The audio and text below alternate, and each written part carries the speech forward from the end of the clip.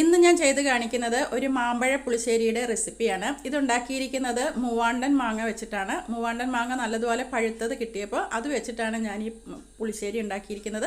സാധാരണ നമ്മൾ മാമ്പഴ പുളിശ്ശേരി ഉണ്ടാക്കാറ് മറ്റേ നാട്ടുമാങ്ങ വെച്ചിട്ടാണ്. ഇങ്ങനെ മൂവാണ്ടൻ മാമ്പഴം കൊണ്ട് പുളിശ്ശേരി ഉണ്ടാക്കിയാലും നല്ല രുചിയാണ്. അപ്പോൾ ഇതെങ്ങനെയാണ് ഉണ്ടാക്കിയിരിക്കുന്നതെന്ന് കാണാം. അതിനായിട്ട് ഞാൻ ഇതുപോലെ 3 നല്ല പഴുത്ത മൂവാണ്ടൻ മാമ്പഴമാണ് എടുത്തിട്ടുള്ളത്. ഇതിൻ്റെ തൊലിയെല്ലാം ചെത്തിയിട്ട് നമുക്ക് കഷ്ണങ്ങളാക്കിയെടുക്കാം. വേണമെങ്കിൽ ഇതിങ്ങനെ തൊലി കളഞ്ഞിട്ട് മുഴുവനോടെ വേണമെങ്കിലും ഇടാം. ഞാനിപ്പോൾ ഇതിൻ്റെ തൊലിയെല്ലാം കളഞ്ഞിട്ട് വലിയ കഷ്ണങ്ങളായിട്ടാണ് ഇത് കറിയിലേക്ക് ഇട്ടിരിക്കുന്നത്. അരിഞ്ഞു വെച്ചിരിക്കുന്ന മാമ്പഴ കഷ്ണങ്ങൾ ഇതുപോലെ ഒരു പാത്രത്തിലേക്ക് ഇട്ട് കൊടുക്കാം. എന്നിട്ട് ഇതിലേക്ക് ഒരു 3 പച്ചമുളക് ഇതുപോലെ നീളത്തിലൊന്ന് കീറി ഇട്ട് കൊടുക്കാം. ഇനി ഇതിലേക്ക് ഒരു 1/4 ടീസ്പൂൺ മഞ്ഞൾപ്പൊടി ചേർത്ത് കൊടുക്കാം. പിന്നെ ഒരു 1/2 ടീസ്പൂൺ എരിവുള്ള മുളക് പൊടിയാണ് ചേർത്ത് കൊടുക്കുന്നത്.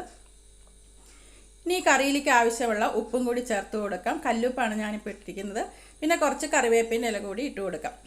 എന്നിട്ട് നമുക്ക് ഈ മാമ്പഴം വേവുന്നതിനാവശ്യമായ കുറച്ച് വെള്ളം ഒഴിച്ചു കൊടുക്കാം. എന്നിട്ട് ഫ്ലെയിം ഓൺ ചെയ്തിട്ട് നമുക്കിത് മൂടി വെച്ചിട്ട് നല്ലതുപോലെ ഒന്ന് വേവിച്ചെടുക്കാം. ഒരു 10 മിനിറ്റ് നന്നായിട്ടൊന്നത് വേവിച്ചെടുക്കാം. മാമ്പഴം വെന്ത് വരുമ്പോഴത്തേക്ക് നമുക്കിതിലേക്കുള്ള അരപ്പ് റെഡിയാക്കാം. അതിനായിട്ട് ഇതുപോലെ മിക്സിയുടെ ജാറിലേക്ക് ഒരു നല്ലതുപോലെ 2 പിടി തേങ്ങ എടുത്തിട്ടുണ്ട്. അതും ഒരു 1/2 ടീസ്പൂൺ നല്ല ജീരകം, ചെറിയ ജീരകം എടുത്തിട്ടുണ്ട്. വേറെ ഒന്നും ഇതിൻ്റെ കൂട്ടത്തിൽ അരയ്ക്കേണ്ട. ഇതുപോലെ ജീരകവും തേങ്ങയും മാത്രം മതി. അത് നല്ല വെണ്ണ പോലെ അരച്ചെടുക്കണം. ഇപ്പം മാമ്പഴമൊക്കെ നല്ലതുപോലെ വെന്ത് വന്നിട്ടുണ്ട്. ഈ സമയത്ത് നമുക്കിതിലേക്ക് ശർക്കര ചേർത്ത് കൊടുക്കാം. മധുരമൊക്കെ നല്ലതുപോലെ ഇഷ്ടമുള്ളവർക്ക് കുറച്ച് ശർക്കര ഈ സമയത്ത് ചേർത്ത് കൊടുക്കാം. ഇതിപ്പോൾ അത്യാവശ്യം മധുരമുണ്ട്. എന്നാൽ ഇനി ലാസ്റ്റ് നോക്കിയിട്ട് ഞാൻ മധുരം ചേർക്കുന്നുള്ളൂ. നല്ല മധുരം വേണമെന്നുള്ളവർക്ക് ആദ്യം തന്നെ ഈ സമയത്ത് ശർക്കര ഇട്ട് കൊടുത്തിട്ട് നല്ലതുപോലെ ശർക്കരയിൽ ഇട്ടിട്ടൊന്ന് വേവിച്ചെടുക്കാം. ഇനിയിപ്പോൾ ഇതിലേക്ക് നമ്മൾ നേരത്തെ അരച്ച് വെച്ചിട്ടുള്ള അരപ്പ് ഇട്ട് കൊടുക്കാം. എന്നിട്ട് ഞാനിതിലേക്ക് ആ ജാറ് കഴുകി കുറച്ച് വെള്ളം കൂടി ഒഴിച്ച് കൊടുക്കുന്നുണ്ട്. ഇപ്പോഴേ കുറച്ച് വെള്ളം ഒഴിച്ച് നമ്മൾ ആക്കിയിട്ടില്ലെങ്കിൽ ലാസ്റ്റ് അത് വല്ലാതെ അങ്ങോട്ട് കട്ടയായി പോകും. അതുകൊണ്ട് കുറച്ച് ലൂസാക്കിയിട്ട് ആദ്യം തന്നെ നമുക്ക് എടുക്കാം. ഇനി ചിലർക്ക് മാമ്പഴ പുളിശ്ശേരി നല്ല കുറുകിയാണ് ഇരിക്കുന്നതെന്നുണ്ടെങ്കിൽ അധികം വെള്ളം ഒഴിച്ച് കൊടുക്കണ്ട. ഇപ്പോൾ ഇത് ഇങ്ങനെ കുറച്ച് വെള്ളമൊക്കെ ഒഴിച്ച് നമ്മൾ ഈ അരപ്പൊന്ന് നല്ലതുപോലെ ഒന്ന് വേവിച്ചെടുക്കാം. അരപ്പ് വെന്ത് വരുമ്പോൾ ഞാനിതുപോലെ 1 കപ്പ് നിറയെ പുളിയുള്ള തൈര് നല്ലതുപോലെ ഉടച്ച് കട്ടി മോരാക്കിയിട്ടാണ് ഒഴിച്ചു കൊടുക്കുന്നത്. അതും കൂടി ഒഴിച്ചു കൊടുത്തിട്ട് വീണ്ടും ലോ ഫ്ലെയിമിലിട്ടിട്ട് ഒന്ന് ചെറുതായിട്ടൊന്ന് ഒരു ചെറിയൊരു തള വരുമ്പോഴത്തേക്കും നമുക്ക് ഓഫാക്കി കൊടുക്കാം.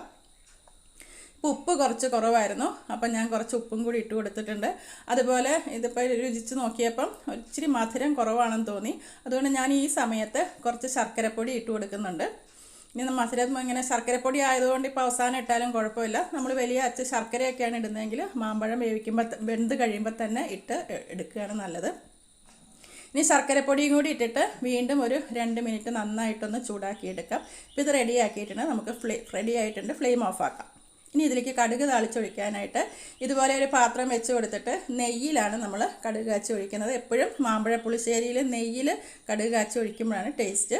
ഇതുപോലെ ഒരു 2 ടേബിൾ സ്പൂൺ നെയ്യ് ഒഴിച്ച് കൊടുത്ത് അതിലേക്ക് കടുക്, ഉലുവ, ഒരു 3 വറ്റൽമുളക്, കുറച്ച് കറിവേപ്പിൻ്റെ ഇല എല്ലാതും കൂടി നല്ലതുപോലെ മൂപ്പിച്ച് കറിയിലേക്ക് ഒഴിച്ചു കൊടുക്കാം. കടുക് താളിച്ചൊഴിച്ചിട്ട് നമുക്കതങ്ങനെ അങ്ങ് മൂടി വയ്ക്കാം. എന്നിട്ട് ഒരു 5 മിനിറ്റ് കഴിഞ്ഞിട്ട് തുറന്ന് നല്ലതുപോലെ ഒന്ന് ഇളക്കിയിട്ട് കൊടുക്കാം. അപ്പം നമ്മുടെ മാമ്പഴ പുളിശ്ശേരി റെഡി ആയിട്ടുണ്ട്. ഇനി ഇത് ഇരിക്കും തോറും ഒന്ന് കുറുകി വരും. ഇനി ഉപ്പൊക്കെ കുറവുണ്ടെങ്കിൽ നോക്കിയിട്ട് ഉപ്പൊക്കെ ഇട്ട് കൊടുക്കാം. ഇതിലിപ്പോൾ ഉപ്പും മധുരവും ഒക്കെ പാകത്തിനാണ്. നല്ല രുചിയുള്ള മാമ്പഴ പുളിശ്ശേരി റെഡി ആയിട്ടുണ്ട്. നിങ്ങൾക്ക് ഈ വീഡിയോ ഒക്കെ കണ്ട് ഇഷ്ടപ്പെടുകയാണെങ്കിൽ ഒന്ന് ലൈക്ക് ചെയ്യാനും ഷെയർ ചെയ്യാനൊക്കെ ഓർക്കണേ. എൻ്റെ ചാനൽ ആദ്യമായിട്ട് കാണുന്നവർ ഒന്ന് സബ്സ്ക്രൈബ് ചെയ്യാനും കൂടി ഓർക്കണേ. അപ്പം ഇനി മറ്റു വീഡിയോയുമായി ഞാൻ വീണ്ടും വരുന്നതാണ്. താങ്ക്